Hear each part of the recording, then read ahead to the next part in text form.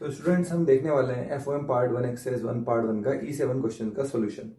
तो देखिए E7 question में दे रखा है log a upon b minus C और इसकी जैसी दो टर्म्स और दे रखी हैं और ये अगर आपस में बराबर हो तो हमें शो करना है a power a b power b c power c equal to 1। तो इसमें हम क्या करते हैं कि सबसे पहले तो यहाँ पर आप इसको इक्वल टू इस पूरे रेशियो को आप इक्वल टू k मान लीजिए। तो अगर इस पूरे रेशियो को अगर आपने k मान लिया तो फर्स्ट टर्म को इस k के बराबर करने पे क्या होगा, डिनोमिनेटर k से मल्टीप्लाई हो जाएगा, k टाइम्स v माइनस सी हो जाएगा। अब मैं a को लिखता हूं तो पावर फॉर्म में लिखने पे a इक्वल टू 10 की पावर k v माइनस सी हो गया, लेकिन मुझे जो लाना था उसमें a की पावर a लगा हुआ था तो मैंने a की पावर a दोनों तरफ a की पावर a लाने के लिए दोनों तरफ पावर a लगा दी। a पावर a कितना हो गया, 10 की power k a b minus ac हो गया। इसी तरीके से अगर मैं इसको b लिखूंगा तो b इक्वल टू 10 की power k bracket c minus से आता तो b की पावर b लिखने पे ये मिल गया हमको, c की पावर c भी इसी तरीके से लिख सकते हैं थर्ड टर्म से। जैसे ही मल्टीप्लाई करूंगा k बाहर आ जाएगा कॉमन और फिर उसके बाद सारी पावर ऐड होकर 0 बन जाएंगी। 10 की पावर 0 मतलब 1 आंसर हमको यहाँ पर मिल जाएगा। नेक्स्ट क्वेश्चन है हमारा एक्सरसाइज 1 पार्ट 1 का F1 का 12th। तो F1 के 12th क्वेश्चन में हमको क्या दे रखा है, log x log bracket log x cube minus 2 equal to 0 और इसको सिंप्लीफाई करना है। तो फर्स्ट स्टेप में पहली टर्म सेम है, सेकंड टर्म में हमने 3 को आगे ले लिया है x क्यूब से और 3 log x माइनस 2 इस तरीके से आ रहा है। ठीक है, ये वाला जो है हमारा ये ब्रैकेट में कर देते हैं इसको। तो अब आप देखिए log x बार बार इसमें नजर आ रहा है तो हम लोग क्या करते हैं इसमें कि log x को t मान लेते हैं। तो log x को t मान लिया तो 3t माइनस 2 हो गया, log m plus log n हो गया, रूल लग गया log m into n equal to 0। इसको एक्सपोनेंशियल फॉर्म में लिखें तो बेस कुछ नहीं दे रखा, बेस 10 है, ऊपर ले जाएंगे एक्सपोनेंशियल फॉर्म में लिखेंगे 10 पावर 0 आ जाएगा, कुल मिला के 1 हो गया। सॉल्व करने पे हमको दो आंसर मिलने वाले हैं, -1/3 और 1। तो t का आंसर -1/3 और 1 आ रहा है, इसका मतलब log बेस 10x के दो आंसर आ रहे हैं हमारे पास -1/3 और 1। इसका मतलब x का आंसर आएंगे 10 की पावर -1/3 और 10।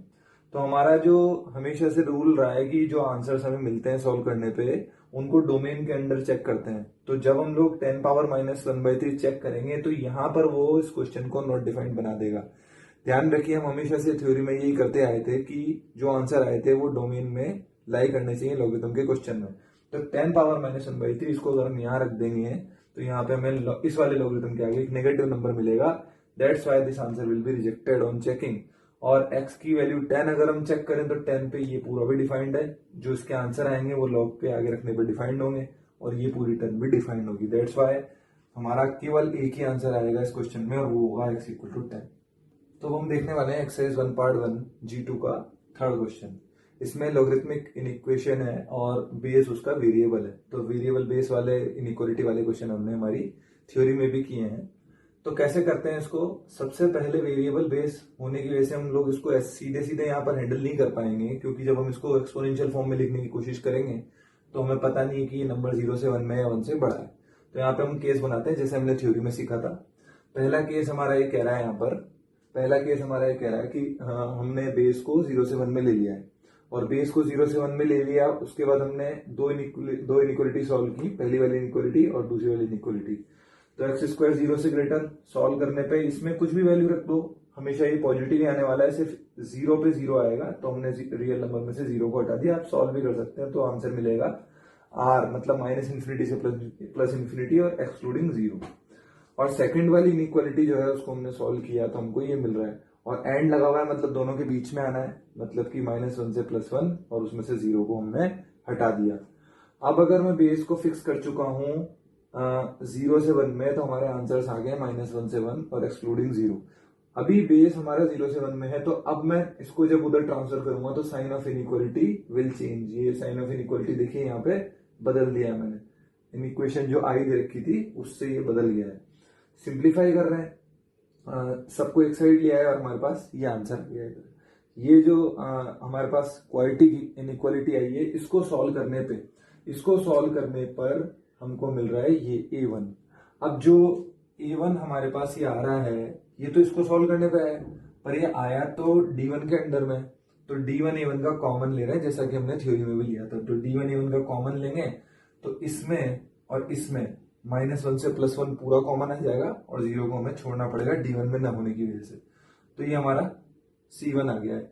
केस 1 का आंसर आ गया है। तो ये तो आंसर तब आया जबकि बेस को 0 से 1 में लिया था। अब हम लोग बेस को 1 से बढ़ा ले रहे हैं, तो बेस को अगर 1 से बढ़ा ले रहे हैं तो ये आएगा, सिंप्लीफाई करेंगे तो ये आएगा। इसके बाद अब इनइक्वालिटी आई जो है उसको सॉल्व कर रहे हैं, तो अब ट्रांसफर करेंगे तो sign of inequality will remain same. फिर सॉल्व करेंगे तो हमारे पास ये इनइक्वालिटी सॉल्व करने पे ये क्वाड्रेटिक इनइक्वालिटी बन रही है और इसको सॉल्व करने पे A2 आंसर आ रहा है। पर ये A2 आंसर किसके अंडर में आ रहा है? A2 आंसर आ रहा है D2 के अंडर में। तो D2 A2 को कॉमन लिया, फिर हमको ये मिल गया, तो ये केस 2 का आंसर है। तो दो केस बने, बेस 0 से 1 में और उसके अंदर में सॉल्व किया, और बेस 1 से ग्रेटर उसके बाद सॉल्व किया, तो हमको दो केसेस मिल गए। दोनों केसेस को मिक्स करके यूनियन करके लिख दिया है। इस वाले आंसर को और इस वाले आंसर को मैंने मिक्सअप करके लिख दिया है।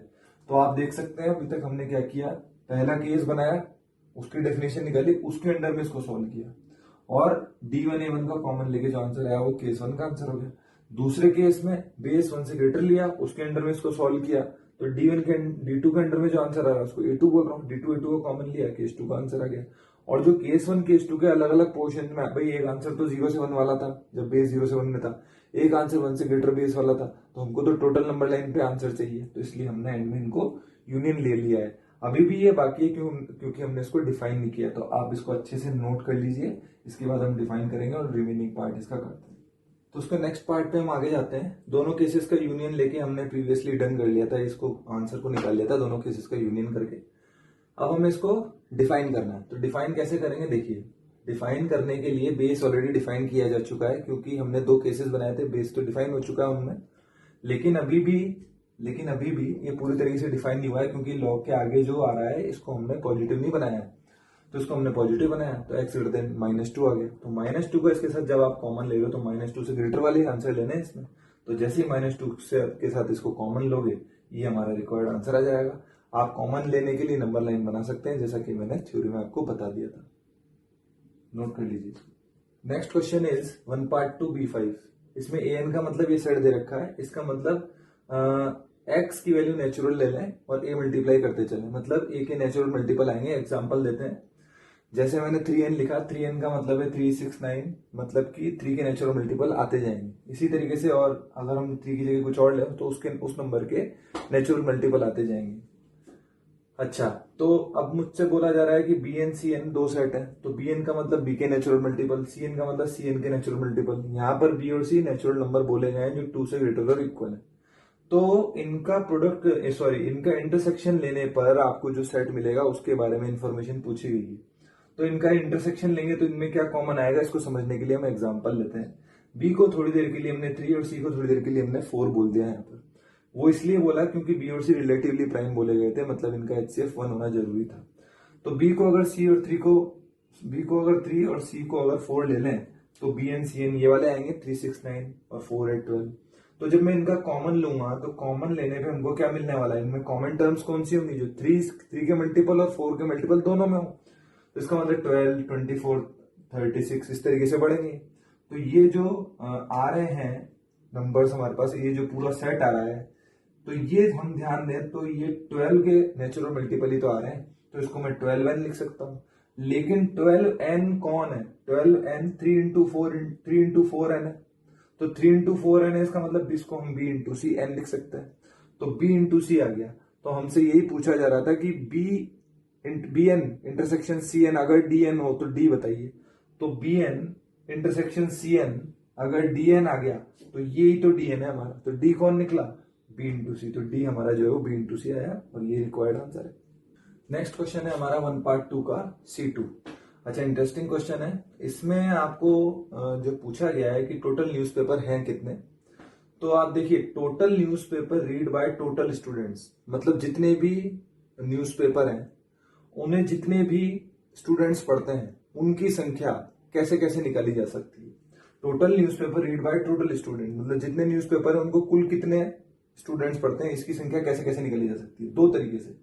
पहले तो हम लोग बोलते हैं कि कुल कितने स्टूडेंट हैं, कुल कितने स्टूडेंट हैं वो देख लेते हैं।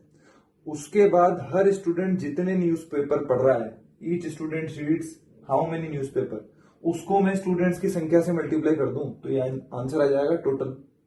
उसके बाद हम लोग राइट हैंड साइड में जाते हैं। इसी बात को दूसरे तरीके से कैसे निकालेंगे, अब आप टोटल स्टूडेंट्स मत गिनो, आप ये गिन लो टोटल न्यूज़पेपर कितने हैं। तो टोटल न्यूज़पेपर गिन लो वो कितने, और उसको किससे मल्टीप्लाई कर दो, every newspaper read by how many students, कि हर जितने न्यूज़पेपर हैं आपके पास उसको, हर न्यूज़पेपर को कितने स्टूडेंट्स द्वारा पढ़ा जाता है, इससे अगर मैं मल्टीप्लाई कर दूं तब भी टोटल आ जाएगा हमारा। तो एक ही क्वांटिटी को हम दो तरीके से निकाल रहे हैं। क्या क्वांटिटी की टोटल स्टूडेंट्स जो है, टोटल स्टूडेंट्स जो है हमारे, हम उनको मल्टीप्लाई कर दें किससे, each students reads how many newspaper. तो आपके जो टोटल स्टूडेंट्स हैं वो जितने न्यूज़पेपर पढ़ रहे हैं उसकी जो संख्या आएगी वो आरएचएस के बराबर ही आएगी। तो आरएचएस हमको पता क्या क्या है, इसमें पता है टोटल स्टूडेंट्स, हर स्टूडेंट कितने न्यूज़पेपर पढ़ रहा है वो पता है, टोटल न्यूज़पेपर कितने नहीं पता है, एन मान लिया। Every newspaper read by how many students, 62 students. तो जैसे ही क्रॉस मल्टीप्लाई करेंगे एन इक्वल 25 आंसर आ जाएगा। नेक्स्ट एग्जांपल है, नेक्स्ट क्वेश्चन है हमारा 1 पार्ट 2 का E2। अच्छा, इसमें आपको 4 ऑप्शन दे रखे हैं और इनमें स्मॉलेस्ट आपको चूज करना है। कैसे करेंगे देखते हैं। तो हम लोग इसको सोफिस्टिकेटेड बनाने के लिए, इजी बनाने के लिए हम लोग क्या कर रहे हैं, पहले लॉग बेस पाई 10 की अप्रोक्सीमेट वैल्यू, लमसम वैल्यू हम लोग निकाल रहे हैं यहाँ पे। तो लॉग बेस पाई 10 की अप्रोक्सीमेट वैल्यू मैंने यहाँ पर 2 के अराउंड लिख रखी है, 2 से थोड़ी सी ज्यादा ही लिख रखी है। क्यों? क्योंकि देखिए पाई स्क्वायर होता है approximately up to second decimal, अगर मैं कैलकुलेट करूं तो 9.87 आता है। तो ये जो 10 है ये बिल्कुल इसके पास है, बल्कि इससे थोड़ा सा ज्यादा ही है। तो इसका मतलब अगर यहाँ पाई स्क्वायर होता तो 2 आंसर आता, पर उससे थोड़ा सा ज्यादा है, मतलब उससे थोड़ी ज्यादा वैल्यू आएगी। तो 2 से थोड़ी सी ज्यादा वैल्यू आने वाली है लॉग बेस पाई 10 की। अप्रोक्सीमेट एक्यूरेट वैल्यू नहीं निकाल रहे हैं, अप्रोक्सीमेट वैल्यू निकाल रहे हैं। तो अब हम क्या करेंगे, जितने भी ऑप्शन है ना उन सबको लॉग बेस पाई 10 में कन्वर्ट कर देंगे। तो ए ऑप्शन आपके सामने, ए ऑप्शन में रिवर्स किया, ये मिल गया हमको अराउंड हाफ, मतलब 0.5 के आसपास मिलने वाला है। बी में हमने क्या किया, 2 आगे आ गया, इसको बेस चेंज कर दिया, नीचे चला गया अंडर रूट में। तो 2/2 प्लस, मतलब अगर मैं डिवाइड करूंगा तो ऊपर वाला तो एग्जैक्ट 2 है, नीचे 2 से थोड़ा सा ज्यादा है। इसका मतलब 1 से थोड़ा सा नंबर छोटा, 1 से थोड़ा सा छोटा नंबर आने वाला है। तो ये भी 1 से थोड़ा सा छोटा आएगा स्क्वायर रूट। थर्ड वाले में हम लोगों को ये दे रखा है, बेस वापस से मैंने इसके जैसा बनाया तो ये आ गया, तो 2 का क्यूब मतलब ये तो 8 के आसपास आएगा। और लास्ट वाले में लॉग बेस 10 रूट पाई आ रहा है। तो ये 1/2 अगर मैं आगे लाऊंगा इसका, तो 1/2 आगे आएगा तो 2 ऊपर चला जाएगा। फिर इसका बेस चेंज कर दिया, ऊपर पहुंच गया, तो 2 इंटू 2 प्लस, मतलब ये अराउंड 4 से थोड़ा सा ज्यादा होगा। तो आपसे स्मॉलेस्ट पूछा गया है तो आप ये ऑप्शन को टिक कर सकते हैं। आपसे लार्जेस्ट भी पूछा जाता है इस पर्टिकुलर क्वेश्चन में तो आप बता सकते थे। और इवन देन अगर आपको बोल दिया जाता कि असेंडिंग ऑर्डर में अरेंज करो तो आप कर सकते थे इसको। नेक्स्ट क्वेश्चन है हमारे सामने 1 पार्ट 2 का E9। तो इसमें देखिए, इसको सिंप्लीफाई करने से पहले हम लोग इसमें जो अलग अलग टर्म्स दे रखी है जो कॉम्प्लिकेटेड है उनको सिंप्लीफाई कर लेते हैं। तो न्यूमरेटर में दे रखा है आपको ये 2 की power log base 2 base to the power 1/4 और ए दे रखा है। बेस की पावर जो है वो आगे आ जाएगी, तो 1/1/4 को मैंने 4 लिख दिया है यहाँ पे। और फिर उसके बाद जब मैं सिंप्लीफाई कर रहा हूं तो 4 को इसकी पावर में लगा देता हूं, इस तरीके से आगे आएगी। तो 2 लॉग बेस 2 ए पावर 4, इसको ए पावर 4 लिख सकते हैं। आगे चलते हैं, एक और टर्म है, इस टर्म को देखिए, 3 की पावर लॉग बेस 27 था, 27 को मैंने 3 क्यूब लिख दिया और ए स्क्वायर प्लस 1 क्यूब लिख रखा है। तो ये वाला क्यूब जो है पावर 3 जो है आगे 1/, में आएगी और ये आगे मल्टीप्लीकेशन में आएगी। तो 3/3, 3 की पावर 3/3 लॉग बेस 3 ए स्क्वायर प्लस 1 हो गया। जब ये कैंसिल हो जाएंगे तो 3 लॉग बेस 3 आ जाएगा, ए स्क्वायर प्लस 1 आ जाएगा। ए स्क्वायर प्लस 1 हमको मिल गया है यहाँ पे। अच्छा, डेनोमिनेटर में देखते हैं, डेनोमिनेटर में 7 की पावर 4 लॉग बेस 49 ए आ रहा है। तो 49 का मतलब 7 स्क्वायर हमने लिख लिया। 7 स्क्वायर जब हम लोग आगे लाएंगे तो 4/2 हो जाएगा। तो 4 से 2 कैंसिल हो गए, 2 बच जाएगा। तो ये जो 2 था हमारे पास, ये 2 इस वाले ए की पावर में चला जाएगा। तो यहां पर जो हमको मिल रहा है 7 लॉग बेस 7 ए स्क्वायर, तो इसको वापस प्रॉपर्टी से जो हमने थ्योरी में पढ़ी थी उससे ए स्क्वायर लिख देते हैं। अब 3 टर्म हमने सिंप्लीफाई कर ली है, इसका आंसर A4, इसका आंसर ए स्क्वायर प्लस 1, इसका आंसर ए स्क्वायर। तो अगर ये तीनों का यूज मैं क्वेश्चन में कर लूं तो क्वेश्चन से ये मिलने वाला है। अब आप देखिए ध्यान से, इन दोनों टर्म्स में से माइनस कॉमन ले लें तो ए स्क्वायर प्लस 1 प्लस 2 हो गया, ए प्लस 1 का होल स्क्वायर आ गया। ए पावर 4 को ए स्क्वायर का स्क्वायर, तो ए स्क्वायर माइनस बी स्क्वायर, ऊपर ए स्क्वायर माइनस बी स्क्वायर और नीचे ए माइनस बी के फॉर्म में। तो जैसे ही कैंसिल करेंगे रिक्वायर्ड आंसर आ जाएगा। आप इसको देख लीजिए और नोट कर लीजिए। नेक्स्ट प्रॉब्लम पे जाते हैं, 1 पार्ट 2 का E12। इसमें देखिए आपको इस तरीके का एक्सप्रेशन दे रखा है, log base P log base P, और फिर पी की पावर 1/p, मतलब वो स्क्वायर रूट के ऊपर p लिख के दे रखा है उन्होंने, और इस तरीके से n टाइम्स रेडिकल साइन आपको दे रखे हैं। तो थोड़ा इसको क्लेरिफाई करने के लिए मैंने यहाँ पर एग्जांपल लिया है। जैसे सपोज अंडर रूट 3 लिख रखा है, तो इस 3 के ऊपर 1/2 है, फिर इस 1/2 पावर के ऊपर फिर एक और ये स्क्वायर रूट है तो फिर 1/2, और एक और बाहर वाला अंडर रूट तो उसके ऊपर फिर 1/2। तो अगर मैं 3 बार ऐसे रेडिकल साइन लगा रहा हूं तो 1/2 का क्यूब आ रहा है, तो 1/2 का क्यूब लिख दिया मैंने। वैसे यहाँ पर जब मैं इस तरीके से लिखता हूं, अगर मैं यहाँ पर लिखता हूं k लिख देता हूं और यहाँ पर मैं लिख देता हूं a, तो इसका मतलब होता है 1/k। लेकिन ध्यान रखिए k की वैल्यू ग्रेटर देन और इक्वल टू 2 होनी चाहिए और k की वैल्यू नेचुरल होनी चाहिए। तो यहाँ पर जो हमको लिख रखा है ये, तो हमने इसको, हमको जो n टाइम्स दे रखा है तो 1/p की पावर डिफाइंड मानते हैं, 1/p की पावर n लिख दिया हमने।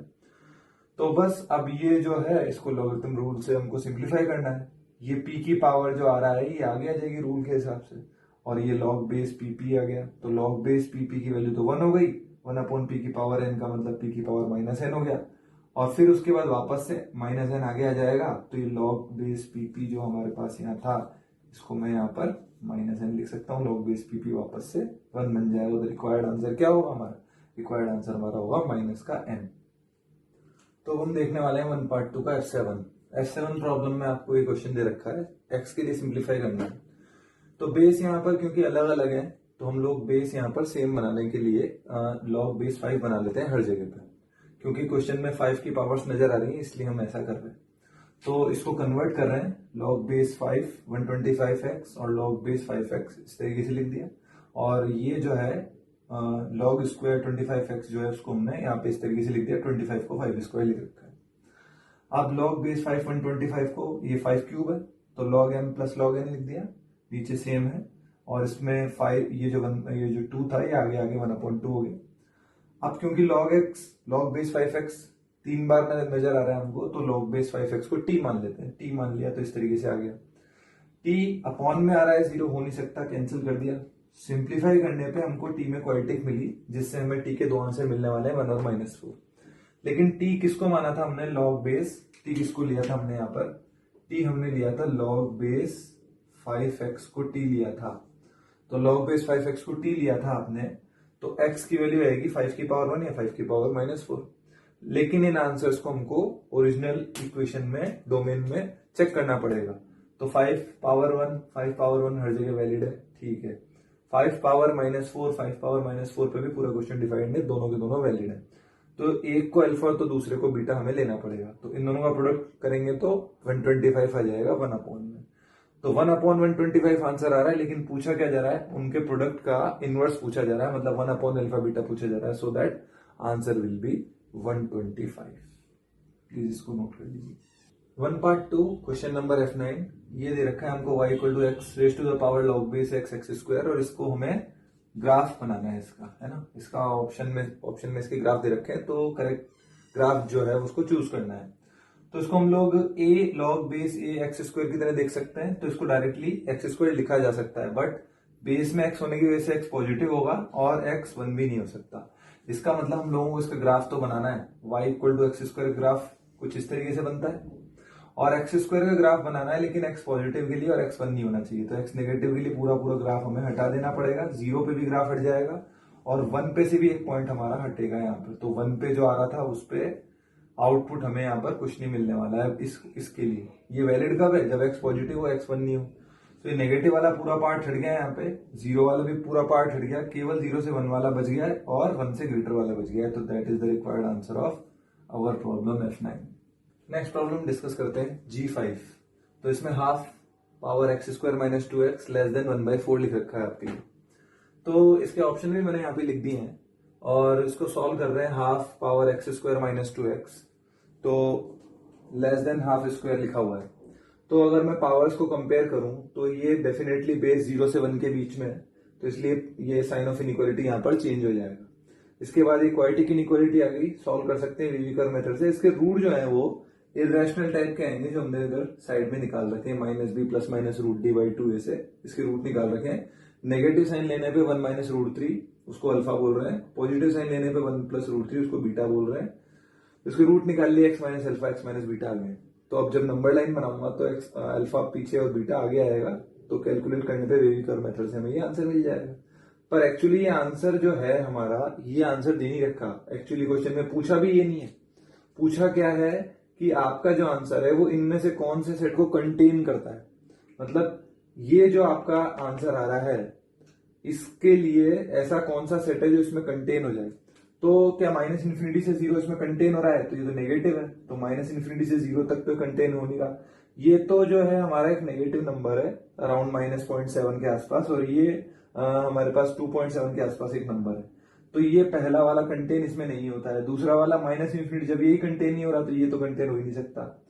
फिर उसके बाद 1 से इन्फिनिटी, क्या 1 से इन्फिनिटी कंटेन हो रहा है? नहीं, ये तो 2.7 से शुरू हो रहा है, लगभग 2.7 के आसपास से शुरू हो रहा है, तो 1 टू इन्फिनिटी कंटेन नहीं होगा। डी 3 टू इन्फिनिटी, ये अराउंड 2.7 के आसपास से शुरू हो रहा है, तो 3 टू इन्फिनिटी तो पक्का इसके अंदर अंदर कंटेन हो जाएगा।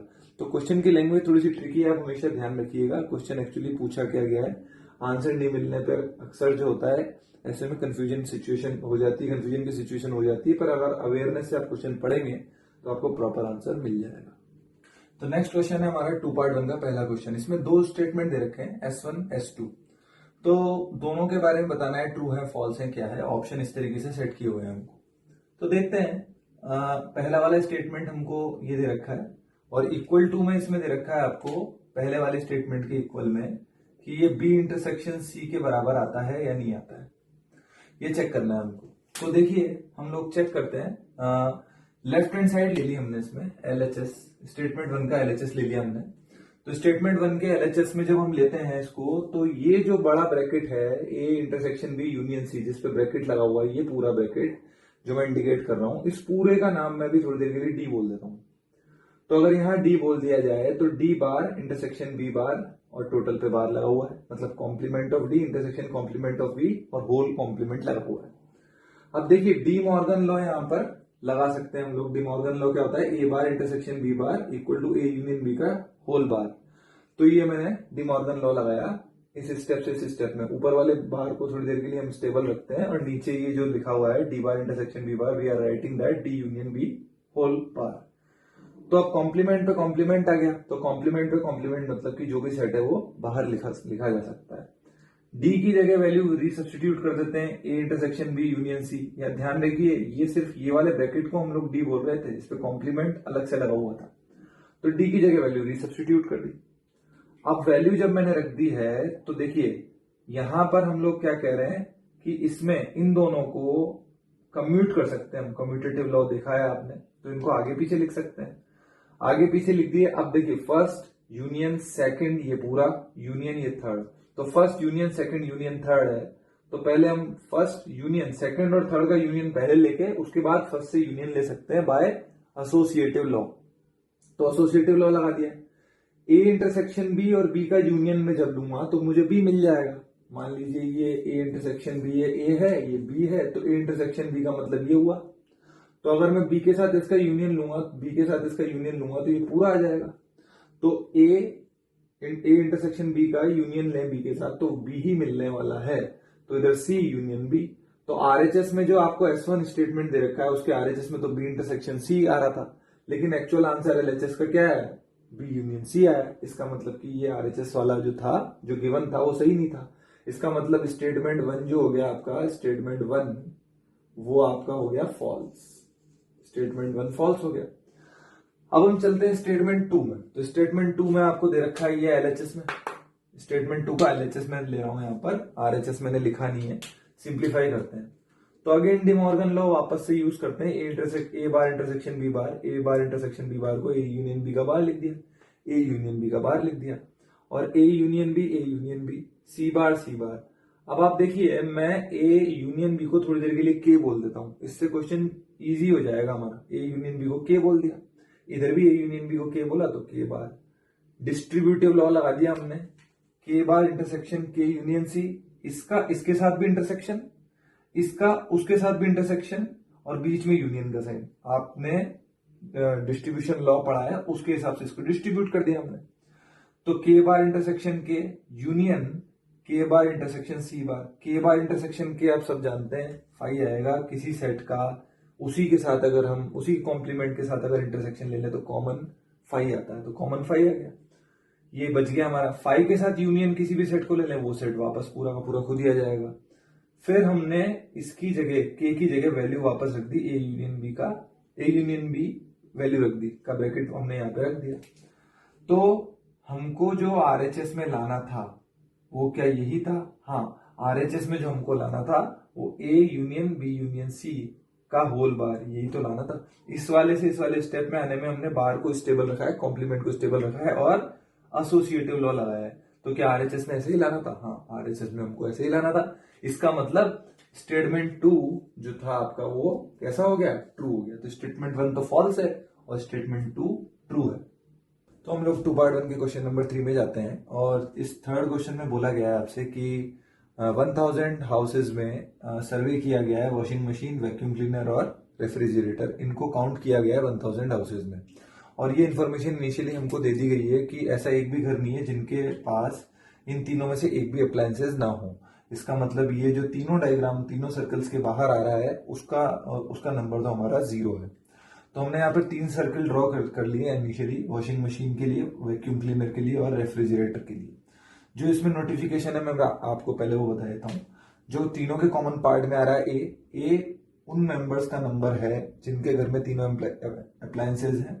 बी उनकी संख्या है जिनके घर में वॉशिंग मशीन और रेफ्रिजरेटर दोनों तो है पर वैक्यूम क्लीनर नहीं है।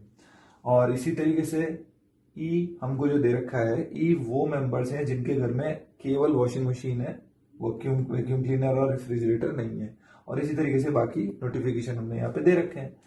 एक दो और पॉइंट ले लेते हैं हम लोग। एफ कौन है? एफ वो मेंबर्स का नंबर है जिनके पास एक्सक्लूसिवली वैक्यूम क्लीनर है, वॉशिंग मशीन और रेफ्रिजरेटर नहीं है। तो इस तरीके से इंडिकेट कर रखे हैं हमने। तो अब हमने जो फर्स्ट इक्वेशन लिख रखी है वो कैसे आई? फर्स्ट इक्वेशन में बोला गया है कि 1000 मेंबर्स पे सर्वे किया गया। इसका मतलब इन ऑल अगर हम सबको टोटल कर दें, इन सबको टोटल कर दें तो हमारे पास 1000 का टोटल आ जाना चाहिए। 1000 का टोटल, इस वजह से हमने ये इक्वेशन नंबर 1 बना ली। किसी को रिकाउंट ना करें, सही काउंटिंग करें, सबको एड अप करें तो सबका जो टोटल आएगा वो 1000 आ जाएगा। ये दे रखा है। दूसरा, सेकंड में ये 400 कहां से आया? ईसीएफ का टोटल 400 है। तो ईसीएफ का टोटल 400 का मतलब है कि वो मेंबर जिनके पास वॉशिंग मशीन और वैक्यूम क्लीनर हो सकता है पर रेफ्रिजरेटर नहीं हो सकता है। अगर आप क्वेश्चन को पढ़ें तो 400 वो मेंबर्स हैं जिनके पास रेफ्रिजरेटर नहीं है। तो रेफ्रिजरेटर नहीं है मतलब इस सर्कल के बाहर वाले, और वो टोटल तो 0 है। तो रेफ्रिजरेटर के बाहर वाले कौन से बचेंगे इसके अलावा? ये ईसीएफ। तो इसकी संख्या का जो टोटल है, इनका जो सम है वो 400 है। फिर उसके बाद बोल रहा है 542 किसका टोटल है? एफडीजी ये आ रहे हैं एफडीजी। तो इसका मतलब कि ये वो मेंबर हैं जिनके पास वॉशिंग मशीन नहीं है। एफडीजी वो मेंबर है जिनके पास वॉशिंग मशीन नहीं है। तो वैक्यूम क्लीनर हो सकता है एक्सक्लूसिवली, रेफ्रिजरेटर एक्सक्लूसिवली हो सकता है या दोनों हो सकते हैं, पर वॉशिंग मशीन नहीं है। तो एफडीजी का टोटल आपको 542 दे रखा है।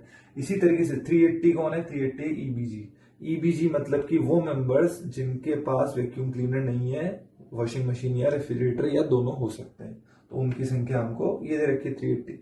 और आगे चलते हैं। ए प्लस सी 294, इसको लिखा कैसे? ए प्लस सी कौन है? ये है ए प्लस सी 294 है। इसका मतलब ये वो मेंबर है जिनके पास वॉशिंग मशीन वैक्यूम क्लीनर दोनों है। अगर आप क्वेश्चन को पढ़ें तो वॉशिंग मशीन वैक्यूम क्लीनर दोनों रखने वाले मेंबर्स की संख्या आपको 294 दे रखी है। और इसी तरीके से 2 इक्वेशन हमने और बना ली। अब हमको कैलकुलेट करना है केवल वैक्यूम क्लीनर कितने मेंबर्स के पास है, कितनी फैमिलीज के पास केवल वैक्यूम क्लीनर है। तो केवल वैक्यूम क्लीनर पे अगर मैं फिंगर पॉइंट करूं यहां पर, तो केवल वैक्यूम क्लीनर इसके पास है। ये कौन है? डी। ये वो मेंबर है जिनके पास रेफ्रिजरेटर और वैक्यूम क्लीनर दोनों है पर वॉशिंग मशीन नहीं है। ये कौन है? जिसके पास तीनों टाइप के अप्लायंसेस हैं। ये कौन है? जिसके पास vacuum cleaner as well as washing machine है। तो हमें जो निकालना है वो निकालना है एफ, क्योंकि हमको चाहिए कि ऐसे सदस्यों की संख्या जिनके पास केवल वैक्यूम क्लीनर ही हो। तो इक्वेशन नंबर 1 में से हम क्या करते हैं? इक्वेशन नंबर 2 को घटा देते हैं। तो इक्वेशन नंबर 1 में से 2 को अगर मैं घटाऊंगा तो मुझे ये मिल जाएगा, एबीडीजी बच जाएगा। ये तीनों के तीनों हट जाएंगे, घट जाएंगे। और उधर 1000 - 400 मतलब 600 बच जाएगा। अब हम जब यहाँ पर आ गए हैं तो 8 - 7 मतलब कि ये जो हमारे पास 7th इक्वेशन में a प्लस बी की वैल्यू है, अगर मैं इसका इस्तेमाल यहाँ पे कर लूं a प्लस बी की जगह, तो सब्ट्रैक्ट कर दूं तो d प्लस जी बच जाएगा जो कि 480 आया। अब d प्लस जी अगर आप ध्यान दें, d प्लस जी नंबर 3 में यूज आ रहा है, नंबर 3 में d प्लस जी को रखते ही एक्सक्लूसिवली f का आंसर आ जाएगा हमारे पास, और ये रिक्वायर्ड आंसर हमसे पूछा गया था। तो अब हम करते हैं 2 पार्ट 1 का क्वेश्चन नंबर 5। 2 पार्ट 1 का क्वेश्चन नंबर 5 जो है उसमें जो इन्फॉर्मेशन आपको दे रखी है वो ये है कि फिजिक्स में, ये बार का मतलब है फेल, फिजिक्स में फेल होने वाले स्टूडेंट्स की संख्या एक क्लास में 70 और मोर है, या तो 70 या 70 से ज्यादा है। हम मानकर चल रहे हैं क्लास में टोटल स्टूडेंट्स 100 है, क्योंकि परसेंटेज में दे रखे हैं। तो यहाँ पर अगर फिजिक्स में फेल होने वालों का जो नंबर है वो 70 और 70 से ज्यादा है, इसका क्या मतलब निकलता है कि या तो 70 फेल होंगे या 70 से ज्यादा। इसका मतलब पास होने वाले, जिसपे बार नहीं लगा हुआ है, पास होने वाले, फिजिक्स में पास होने वाले स्टूडेंट्स की संख्या 30 से लेस और इक्वल है। Similarly number of students which are failed in chemistry are greater than और इक्वल टू 72। इसका मतलब केमिस्ट्री में पास होने वाले स्टूडेंट्स की संख्या 28 के इक्वल और उससे लेस है। इसी तरीके से चारों सब्जेक्ट के हमने लिख लिए हैं इसमें। तो हमसे पूछा क्या जा रहा है, physics P bar and chemistry bar and maths bar and English bar. इसका मतलब कि फिजिक्स, केमिस्ट्री, मैथ्स और इंग्लिश सभी में फेल होने वाले स्टूडेंट्स की संख्या के बारे में, नंबर के बारे में पूछा जा रहा है। तो देखते हैं इसको कैसे करना है। देखिए डिमॉर्गन लॉ लगा दिया मैंने यहाँ पर फर्स्ट स्टेप से सेकंड स्टेप में। डिमॉर्गन लॉ आप जानते हैं, ए यूनियन बी का अगर बार कर दें तो ए बार इंटरसेक्शन बी बार हो जाता है, ये डिमॉर्गन लॉ।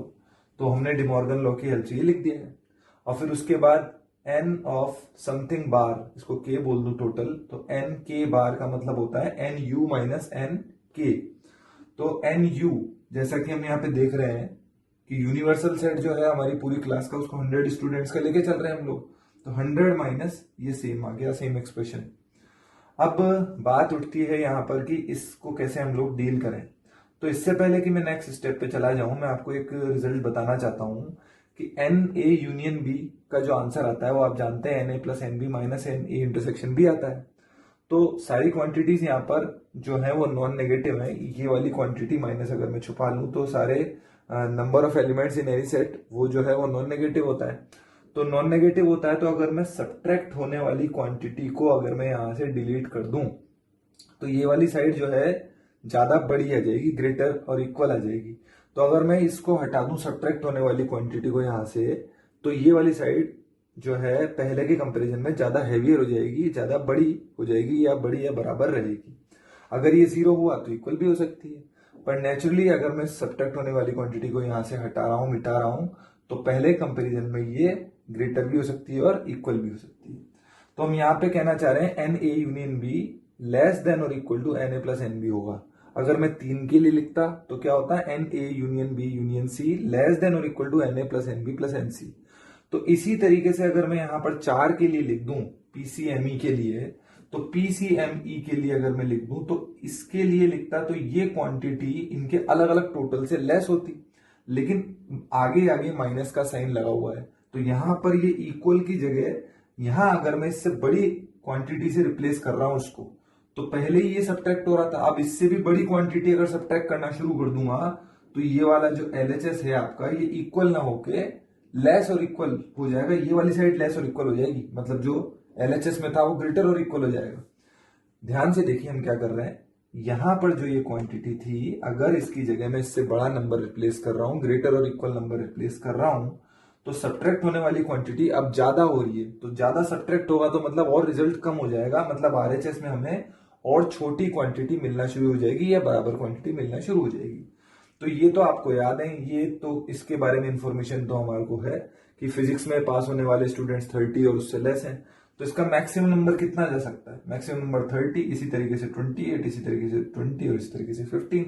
तो वो वैल्यूज फिलअप कर दें, तो ये मैक्सिमम वैल्यू कितनी ले सकता है, मैक्सिमम वैल्यू 7 ले सकता है। इसका मतलब जो हमसे पूछा जा रहा था कि फिजिक्स में फेल होने वाले एंड केमिस्ट्री में फेल होने वाले एंड मैथ्स में फेल होने वाले एंड इंग्लिश में फेल होने वाले जो है वो किससे ग्रेटर और इक्वल होंगे, वो 7 से ग्रेटर और इक्वल होंगे। मतलब लीस्ट वैल्यू कितनी होने वाली, 7, and that is the required answer of our question. तो अब हम सॉल्व करते हैं 2 पार्ट 1 का क्वेश्चन नंबर 7। इसमें इनइक्वालिटी दे रखी है 4 alpha upon alpha square plus 1 greater than और इक्वल टू 1, और आपको साथ साथ ये फैक्ट भी बता रखा है अल्फा प्लस 1 बाई अल्फा जो है वो एक ऑड इंटीजर है। तो अगर हम इनइक्वालिटी नंबर 1 पे ध्यान दें तो इनइक्वालिटी नंबर 1 में आप देखिए अल्फा नेगेटिव तो बिल्कुल नहीं हो सकता और जीरो भी नहीं हो सकता, क्योंकि अगर अल्फा नेगेटिव या जीरो हुआ तो नंबर 1 वैसे ही गलत हो जाएगी। तो इसका मतलब अल्फा पक्का होगा तो पॉजिटिव। अब बात कर लें अल्फा पॉजिटिव होगा, तो अगर अल्फा पॉजिटिव होगा तो दोनों पॉजिटिव होंगे। अब ये बोल रखा है आपसे कि ये ऑड है, तो ऑड में आप जानते हैं क्या क्या होता है, 1 3 5 7 इस तरीके से आगे चलता जाएगा। तो फर्स्ट वाले को मैंने नॉट पॉसिबल लिख रखा है, क्योंकि अगर मैं अल्फा प्लस 1 बाई अल्फा को 1 ले लूंगा तो अल्फा प्लस 1 बाई अल्फा को 1 लेने से अल्फा आपका इमेजिनरी आ जाएगा, ये रियल नहीं आएगा। ठीक है, अच्छा अब हम लोग इनइक्वालिटी नंबर 1 को रीराइट करते हैं, क्योंकि अल्फा पॉजिटिव है तो डिवाइड करने की परमिशन हमें है, तो अल्फा का ऊपर नीचे डिवाइड कर दे तो ये आ जाएगा। और हमको ये बोला जा रहा है कि अल्फा प्लस 1 बाई अल्फा तो ऑड है, और हमने बोला 1 तो हो नहीं सकता। अगर 1 नहीं हो सकता तो 3 5 और 7 आगे हो सकते हैं। तो सपोज कीजिए कि यहां पर 3 आ रहा है, तो 4/3 ग्रेटर देन और इक्वल टू 1 करेक्ट है, लेकिन 4/5 ग्रेटर देन और इक्वल टू 1 फॉल्स है, 4/7 ग्रेटर देन और इक्वल टू 1 फिर फॉल्स है। इसका मतलब 5 7 और आगे वाले जो बड़े इंटीजर्स हैं हमारे, वो डेफिनेटली इसको 1 से छोटा करते जाएंगे। केवल कहां पे वैलिड हो रहा है, 3 पे। तो अल्फा प्लस 1 बाई अल्फा जो केवल 3 हो सकता है। इसको अगर मैं सॉल्व करूंगा तो will get 2 values of alpha. तो अल्फा की कितनी वैल्यूज आएंगी यहाँ पे, 2 वैल्यूज। तो हमारे सामने 2 पार्ट 1 का क्वेश्चन नंबर 14 है। इसमें एफ एक्स आपको एक एक्सप्रेशन दे रखा है, फंक्शन दे रखा है, और इसको हमें डिफाइन करना है। तो इसको डिफाइन करने के लिए सबसे पहले हम देख लेते हैं, यहाँ पर बेस में 3x माइनस 2 आ रहा है, इसका मतलब ये पॉजिटिव होगा और ये 1 नहीं होगा। ये आगे भी हमारे पास 2x प्लस 3 आ रहा है, ये पॉजिटिव होगा और ये भी 1 नहीं हो सकता, क्योंकि 1 अपॉन में आ रहा है ये। तो अगर ये आगे वाला 1 हो गया, डिफाइंड हो गया, तो ये अपॉन में 0 नहीं आ सकता, इस वजह से इसको भी 1 होने से अवॉइड करना पड़ेगा हमें। और बेस में अगेन वापस 2x प्लस 3 आ रहा है, जो इसको पहले ही हम डिफाइन कर चुके हैं। 2x प्लस 3 को पॉजिटिव और नॉट इक्वल टू 1 बोल चुके हैं, और जो आगे एक्सप्रेशन आ रहा है हमको इसको भी पॉजिटिव बनाना पड़ेगा। तो किस किस को पॉजिटिव और नॉट इक्वल टू 1 लेना है उस पर हम बात कर लेते हैं पहले। 3x minus 2 positive, 2x plus 3 positive, x square minus x plus 1 positive. ये तीनों एक्सप्रेशन तो पॉजिटिव रहने, पॉजिटिव ले लिया हमने। पहला दूसरा तो आपको आसानी से पता चल गया होगा। तीसरे में ए पॉजिटिव डी नेगेटिव है, तो ये हमेशा ही पॉजिटिव रहेगा, चाहे एक्स की वैल्यू कोई भी रियल ले ले। उसके बाद जब हम इनका कॉमन लेते हैं तो एक्स ग्रेटर देन 2/3 आ जाता है। 2/3 में सब कवर हो जाएगा, इनका कॉमन पार्ट 2/3 आ जाएगा, एक्स ग्रेटर देन 2/3। फिर हम लेते हैं ये 3x माइनस 2 को 1 नहीं लेना है, तो x 1 नहीं हो सकता। 2x माइनस 2x प्लस 3 को 1 नहीं होना है, तो x माइनस 1 नहीं हो सकता। तो इसके अंडर में इन दोनों को ध्यान रखना है हमको। तो x ग्रेटर देन 2/3 लेने पे मतलब हमको केवल 1 ही अवॉइड करना पड़ेगा, -1 तो ऑलरेडी एक्सक्लूड हो गया है। तो ये हमने जो इसको सॉल्व किया तो 2/3 टू इन्फिनिटी एक्सक्लूडिंग 1 ये हमको मिल गया है। अब हमें आगे बात करनी है। तो f जो हमको मिल रहा था, ये f इसको हम लोग ढंग से लिखते हैं, इसको नीचे से ऊपर ले जाते हैं, और 2x प्लस 3 और 3x प्लस 2 ये स्वैप हो जाएंगे यहाँ पे। अब log m minus log n और बेस भी सेम है। अब एडवांटेज हो रहा है हमको, तो log m minus log n, तो log m बाई n हो गया, log m बाई n हो गया। अब स्क्वायर रूट के अंदर ये एक एक्सप्रेशन आ रहा है लॉगरिथमिक, जिसका बेस हमको वेरिएबल मिल रहा है, तो अंडर रूट के अंदर आ रहा है। तो इसका मतलब स्क्वायर रूट के अंदर जो भी क्वांटिटीज हैं those must be greater than और इक्वल टू 0। तो हमारा पूरा क्वेश्चन अब इसको सॉल्व करने के ऊपर आ गया है, और इसको सॉल्व करेंगे, लेकिन ध्यान रखेंगे कि इसका जो सोल्यूशन आएगा वो किसके अंडर में रहना चाहिए, इसके अंडर में, अदरवाइज क्वेश्चन डिफाइंड नहीं होगा। तो इसके नेक्स्ट पार्ट में हम देखते हैं कि इसका सोल्यूशन क्या होता है जो इसके अंडर में लाई करता है। क्वेश्चन 14 का रिमेनिंग पार्ट देखते हैं, एक्सरसाइज 2.1 का। तो देखिए हमने इसको डिफाइन कर लिया था और एक इनइक्वालिटी I1 तक हम लोग पहुंच गए थे, जो कि ये थी। अब हमको इसको सॉल्व करना है, तो इसको वापस वेरिएबल बेस होने की वजह से केसेस बना के सॉल्व करना पड़ेगा। हम अगर बेस को 0 से 1 में ले रहे हैं, पहला केस जैसा कि हमारा होता था थ्योरी में, तो बेस अगर 0 से 1 में ले रहे हैं तो इंटरवल ये आ रहा है, तो इसके आगे हमें डेफिनेटली यहाँ पर तो सॉल्व करने की बिल्कुल भी जरूरत नहीं है, क्योंकि अगर आप ध्यान दें तो डी जो हमारा था वो तो 2/3 से 1 था और एक्सक्लूडिंग 1 था। तो जब 2/3 से इन्फिनिटी था और एक्सक्लूडिंग 1 था, तो अगर ये हमारी डेफिनेशन है तो ये तो उसमें कभी नहीं आएगा।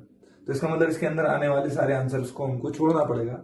तो इसको तो हम यही स्टॉप कर देते हैं कि भाई इसमें तो कोई आंसर आने वाला नहीं, क्योंकि तो इसको ही फॉलो नहीं कर रहा है जो हमारी डेफिनेशन पहले आई थी। इसको तो हमने छोड़ दिया, x बिलोंग्स टू 5, कोई आंसर नहीं आया। केस 2 में बेस अगर 1 से ग्रेटर ले लें तो ये बेस 1 से ग्रेटर लेने पे d2 हमारे पास x ग्रेटर देन -1 आ रहा है। अब जब बेस 1 से ग्रेटर हो गया तो I1 पे क्या इफेक्ट आया, अगर मैं इसको पावर फॉर्म में लिखूंगा साइन सेम रहेगा, तो ये दिस पावर 0, इसका मतलब ये 1 बनेगा, डिफाइंड है।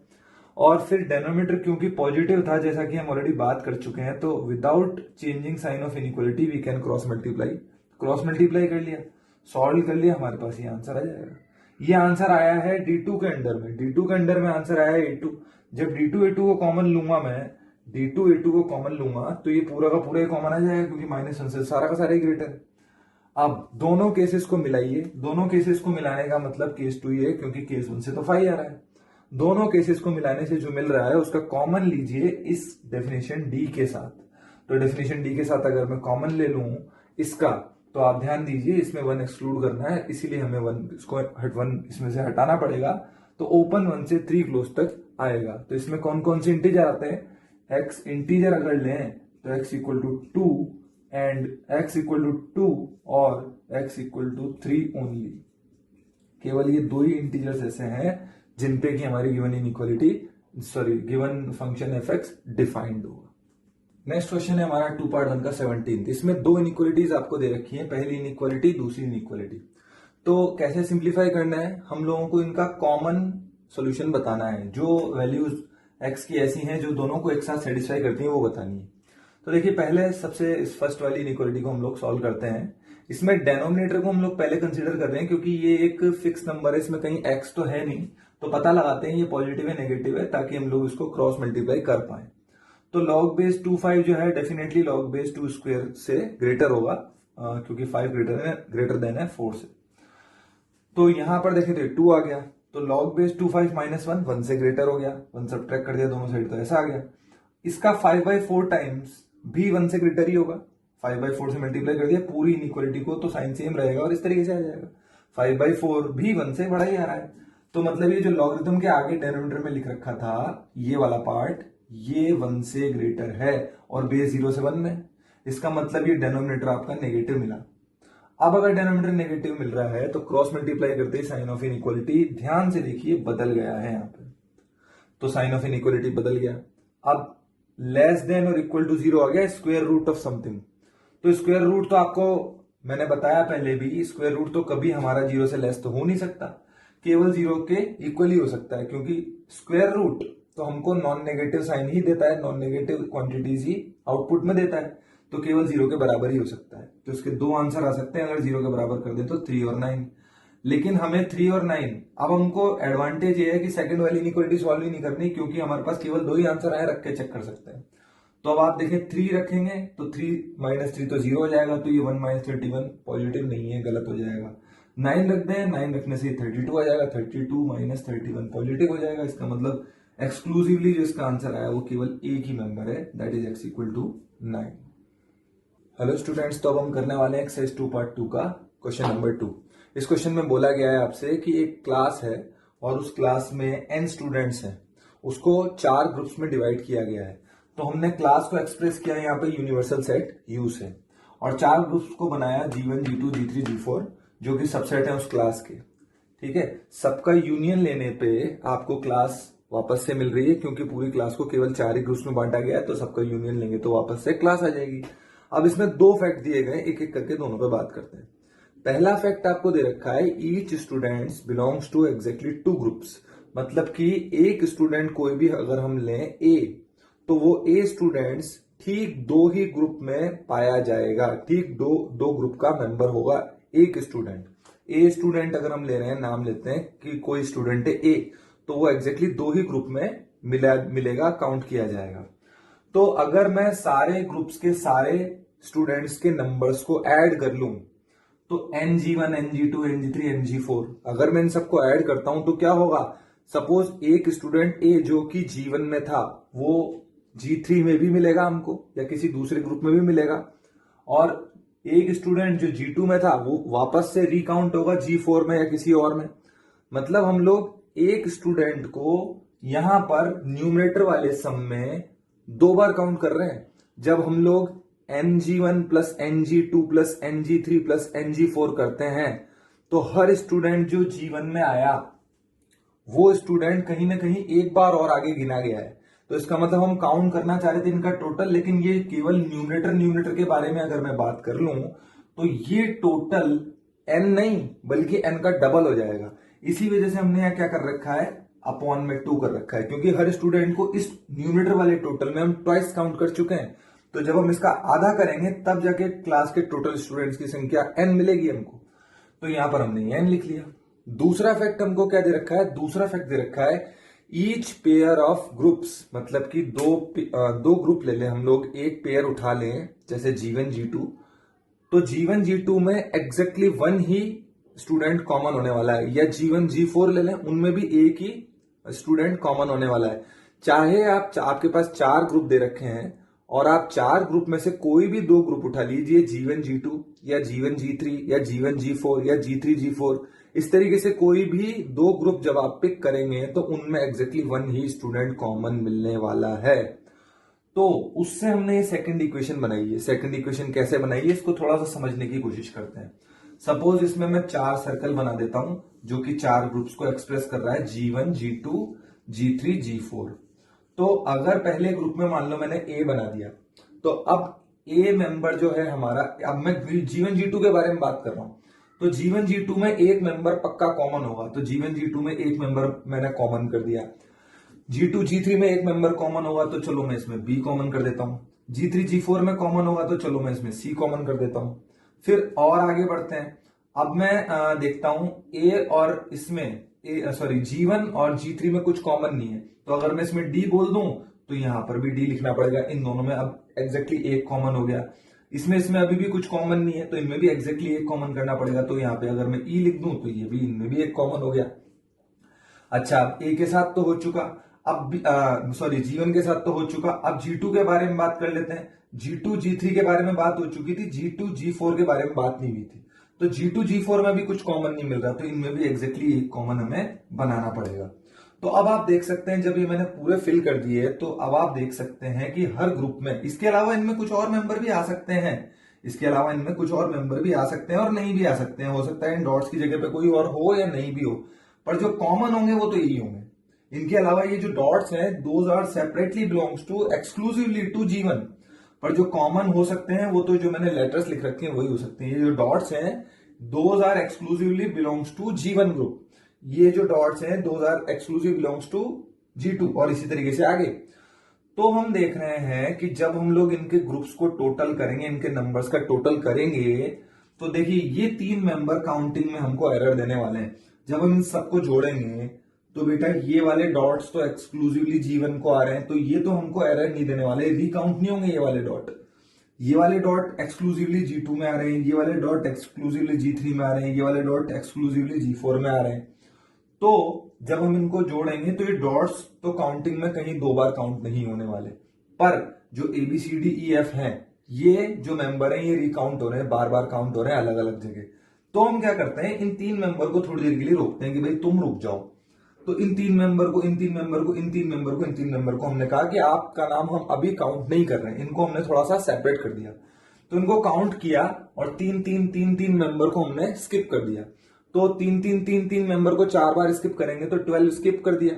अच्छा, अब ये मेंबर जो हमने स्किप किए, तो 2 ग्रुप में एग्जैक्टली एक ही स्टूडेंट कॉमन था, तो 2 के पेयर कितने बनाए जा सकते हैं, कितने बनाए जा सकते हैं? 4 में से 2 चुनने के जो टोटल वेज हैं वो 6 हैं। G1 G2 G1 G2 G1 G3 G1 G4 G2 G3 G2 G4 और G3 G4, तो कुल मिला के 6 तरीके हैं। अब 6 जो हमने इनको काउंट करना है, यहाँ पे से छोड़ दिया था ADE ABF BCD और CEF, इनको हमने जो छोड़ दिया था, हटा दिया था, उनको एक बार तो गिनना पड़ेगा। तो हमने यहां पर 6 ऐड कर दिया। 6 कौन है? ये A B C D E F, जिनको हमने यहां हटा दिया था उनको एक बार तो गिनना पड़ेगा ना, तो हमने यहाँ पे 6 ऐड कर दिया। और अगर आप ध्यान से सोचें तो पेयर कितने बनाए जा सकते हैं? 6 तो पेयर बनाए जा सकते हैं, और हर पेयर में एक एक ही तो कॉमन है। इसका मतलब हमने जिनको छोड़ा था उनकी सही काउंटिंग क्या थी? विदाउट रिपीटेशन उनकी सही काउंटिंग थी 6। तो हमने ये जो टोटल किया, ये माइनस कर दिया 12 और प्लस 6 कर दिया। अगर हम सही सही काउंट करते हैं इन सबको तो इन सबका टोटल हमें पहले ही पता है n के बराबर आएगा। तो अब आपके पास दो रास्ते से आया है, n1 n2 n3 ng1 ng2 ng3 ng4, दो तरीके से आया है, एक तो इक्वेशन 1 और एक इक्वेशन 2। तो आप ng1 ng2 ng3 ng4 उसकी वैल्यू यहां से और यहां से दोनों से इक्वेट करेंगे तो आपके पास ये इक्वेशन बनेगी, n का आंसर 6 आ जाएगा आपके पास। तो आप इसको नोट कर लीजिए। नेक्स्ट क्वेश्चन है 2 का क्वेश्चन नंबर 4। तो फोर्थ क्वेश्चन में एक इनइक्वालिटी दे रखी है हमको और इसके जो भी रियल सॉल्यूशंस आते हैं, इसके जो भी सॉल्यूशंस आते हैं उनका हमें सम बताना है। देखते हैं क्या होता है। तो आप देखिए इसमें ये जो दो टर्म है, एक न्यूमरेटर में एक डिनोमिनेटर में, ये तो नॉन नेगेटिव है, 0 से ग्रेटर और इक्वल, और इसमें 2 और ऐड हो रहा है, तो ये पूरा पॉजिटिव और ये भी पूरा पॉजिटिव। तो ये पॉजिटिव अपॉन पॉजिटिव, ये तो पूरा ही पॉजिटिव है, इससे तो कोई क्रिटिकल पॉइंट आने वाला नहीं है। तो इसको तो हम इस पूरे को उठा के हम राइट साइड में ट्रांसफर कर देते हैं। तो sign of inequality will remain same as this is positive. तो ये तो पॉजिटिव, इससे तो कभी कोई इसमें कहीं जीरो आएगा ही नहीं, साइन चेंज होने की बात ही नहीं उठ सकती, पॉजिटिव रहेगा। हमेशा हटा दिया तो हमारे पास साइन ऑफ इनइक्वालिटी सेम रहा। अब हम लोग देखते हैं जो बाकी बच रहा है उसमें, जो बाकी बच रहा है उसमें ऊपर आ रहा है अंडर रूट। अंडर रूट को डिफाइन करने के लिए उसके अंदर आने वाली क्वांटिटी को मुझे 0 से ग्रेटर और इक्वल करना पड़ेगा। स्क्वायर रूट के अंदर जो क्वांटिटी आ रही है उसको मुझे 0 से ग्रेटर और इक्वल करना पड़ेगा, और जैसे ही इसको 0 से ग्रेटर और इक्वल करता हूं तो एक्स स्क्वायर को 16 से ग्रेटर और इक्वल लेना पड़ेगा। अदरवाइज इसके अंदर नेगेटिव आ जाएगा तो वो तो क्वेश्चन को डिफाइन होने नहीं देगा। तो अगर एक्स स्क्वायर 16 से ग्रेटर और इक्वल ले रहा हूं तो 16 से ग्रेटर लेने पर या इक्वल लेने पर डेनोमिनेटर तो हमेशा ही पॉजिटिव हो जाएगा। यहां पर 16 से ग्रेटर और इक्वल कोई नंबर रखिए आप, तो 9 घटाएंगे, 9 सब्ट्रैक्ट करेंगे तो वो पॉजिटिव ही आएगा इसके लिए। तो ये फिर पॉजिटिव आ गया। तो इसके क्रिटिकल पॉइंट बन तो रहे थे लेकिन इसके लिए ये भी पॉजिटिव होना शुरू हो गया। तो अगर ये भी पॉजिटिव होना शुरू हो गया तो इसको भी ट्रांसफर कर देते हैं, लेकिन ध्यान रहे अंडर दिस, इसके अंदर ही हम बात कर रहे हैं।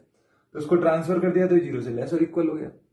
अब एक स्क्वायर रूट वाली क्वांटिटी 0 से लेस और इक्वल, तो हम यहां पर बोल रहे हैं स्क्वायर रूट 0 से लेस और इक्वल कभी नहीं हो सकता।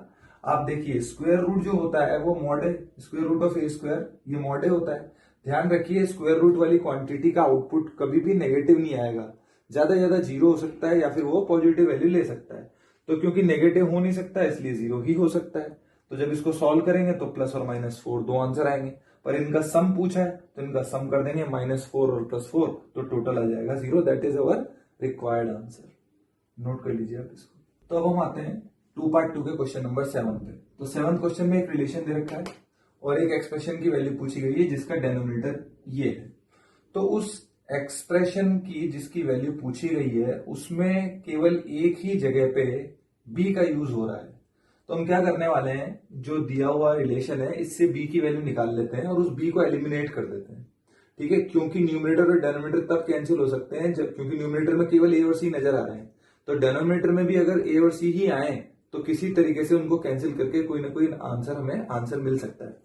तो हम लोग क्या कर रहे हैं, डेनोमिनेटर में बी को एलिमिनेट कर रहे हैं। इस रिलेशन से बी की वैल्यू निकाल ली ट्रांसफर करने के बाद, और उसके बाद हम डेनोमिनेटर में जो दे रखा था उसमें बी की जगह पे हम वैल्यू डाल रहे हैं।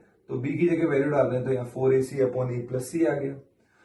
अब हम लोग इसको सॉल्व करेंगे तो a प्लस सी का होल स्क्वायर -4ac आ गया। ठीक है, पहली टर्म जो डेनोमिनेटर की थी वो एज इट इज चलने दी, उसमें कोई चेंज हमने नहीं किया। हमारा टारगेट है सिर्फ केवल और केवल बी को एलिमिनेट करना। तो जब हम एलसीएम ले रहे हैं तो ये जो टर्म बन रही है अगर आप ध्यान दें तो a प्लस सी का whole square -4ac actually a minus C का होल स्क्वायर में कन्वर्ट हो जाएगा। तो ये तो a माइनस सी का होल स्क्वायर बन गया, और log m plus log n, log m into n लिखा तो ये log a प्लस सी चल रहा था, log a प्लस सी, और a माइनस सी का होल स्क्वायर ये पूरा, और अपॉन में a plus c cancel out हो जाएंगे, जो बच जाएगा वो a माइनस सी का होल स्क्वायर। अब a माइनस सी का होल स्क्वायर अगर बच गया तो 2 आगे आ जाएगा, 2 टाइम्स log a माइनस सी। लेकिन यही तो न्यूमरेटर था, तो हमने क्या कंक्लूड किया कि denominator equal to 2 times of numerator. तो न्यूमरेटर अपॉन डेनोमिनेटर को हाफ लिख सकते हैं, जो कि 0.5 आंसर हमें दे देगा। तो 2 का क्वेश्चन नंबर 13 हमारे सामने है, और इसमें आपको बता रखा है क्वेश्चन में कि ABCD जो है वो नेचुरल है। दो रिलेशन दे रखे हैं, log base AB equal to 3/2 और एक और है log base CD equal to 5/4, और ABCD आपको जैसा कि मैंने बोला नेचुरल दे रखे हैं। तो अगर फर्स्ट वाले रिलेशन पे ध्यान दें, एक्सपोनेंशियल फॉर्म में लिख रहे हैं, ए को उधर लेके गए तो 3/2 पावर में लग गया, ए की पावर 3/2 हो गया, और इसमें पावर 2 लगाई हमने, तो इधर b square equal to a cube हो गया। अब देखिए यहाँ पर ए बी इंटीजर है, नेचुरल बता रखे हैं आपको। तो अगर यहाँ पर देखें तो एक परफेक्ट स्क्वायर और एक परफेक्ट क्यूब बराबर हो रहे हैं।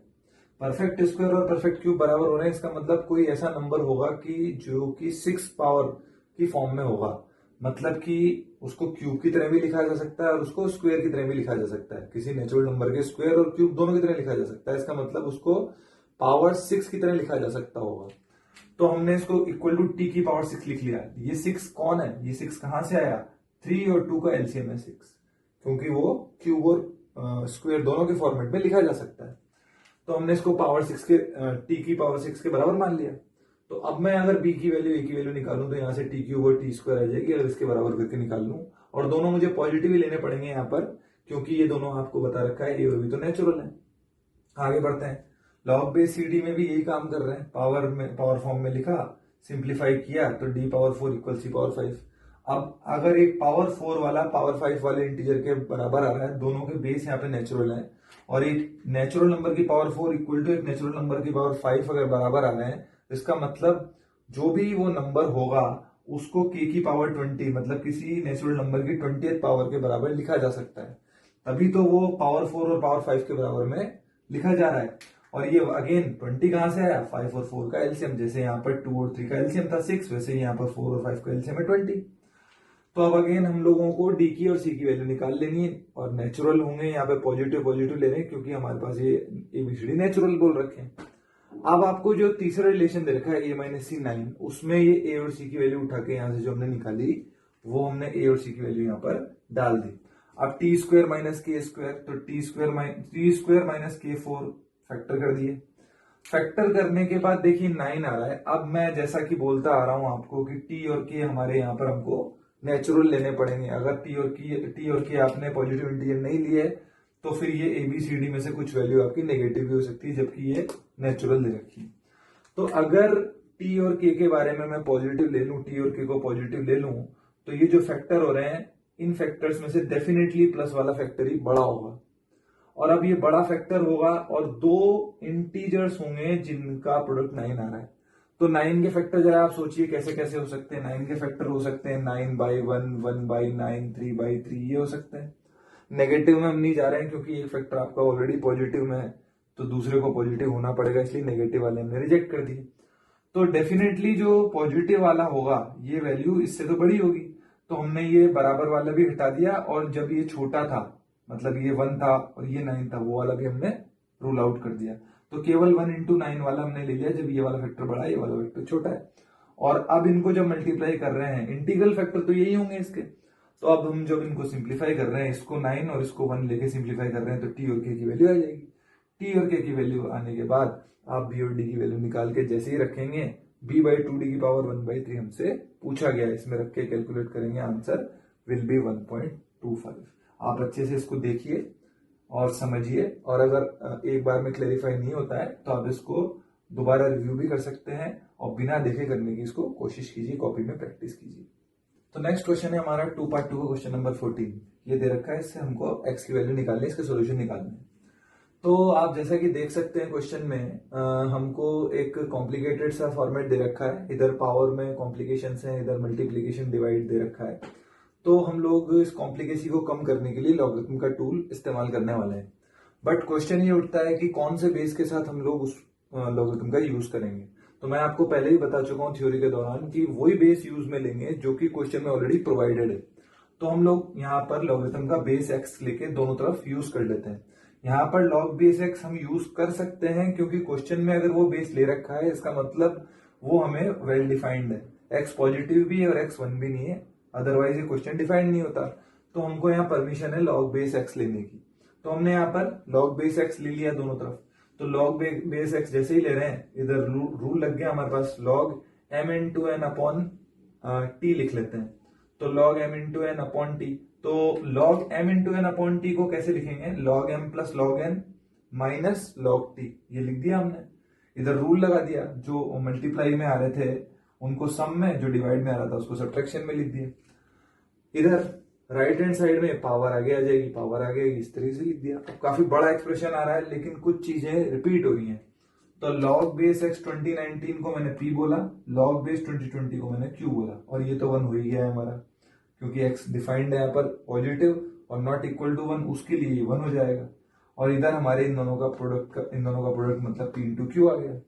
तो ये एक इजी सा फैक्टर बन गया, या तो p -1 आएगा या तो q 1 आएगा। तो p या तो -1 या q 1। सॉल्व करेंगे, ये था हमारा p, तो x आ जाएगा हमारा यहाँ पर 1/2019, और अगर q को 1 करूंगा तो x आ जाएगा 2020। तो इसका मतलब जो हमारे पास वैल्यूज आ रही हैं, वो वैल्यूज आ रही हैं एक तो 2019 और 2019 1 में, और एक 2020 आ रहा है।